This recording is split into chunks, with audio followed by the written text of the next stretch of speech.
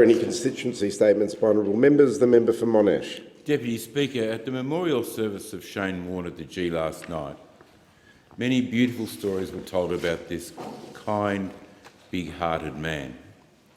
Gideon Haigh is an author of a book on Shane and said recently, let's look at who Shane Warne was, cricket aside. And he said that the man was punctual, he had an affection for children, respect for elders, was well-mannered, well brought up, as the author's mum would say. All these characteristics were celebrated over and over last night. Many recalled his selfless care for others, both in Australia and overseas, and he was a patient man on and off the field. He was a competitive, brilliant tactician on the field who would build up to take the scalp he was after. Off the field, we learned he would sit for as long as it took to sign autograph for fans, once for up to 2 hours.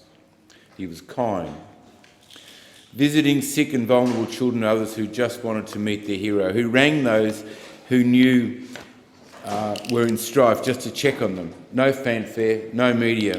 One can only imagine the countless acts of kindness that came naturally to him that we will never hear about. He was patient and he was kind. You know, these two characteristics are the first two mentioned in the definition of love by Paul in the book of Corinthians.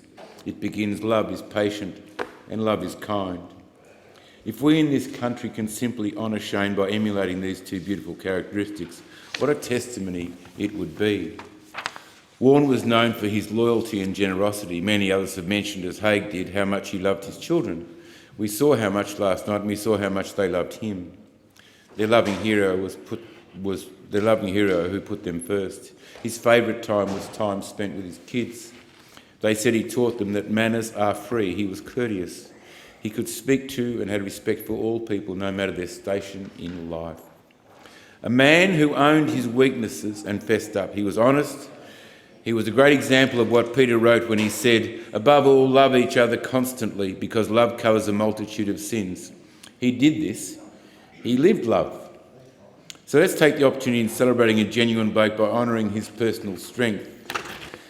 He was down to earth. He was what is affectionately known as a larrikin. He didn't try to be anybody else but himself. Flawed, yes, but he owned his behaviour and said to Lee Sales in an interview, I try to learn from my mistakes and be a better person. If only we all did this. He loved to entertain, he loved to be the centre of attention, and he thoroughly enjoyed the interaction with everybody, and the people loved him back. He had a talent above cricket to make people feel special. Respect for people does that. Patience, kindness and respect for all, simple but not easy. Shane Warne made it look easy. A country we have a lot to learn from Shane. How about we give it a go?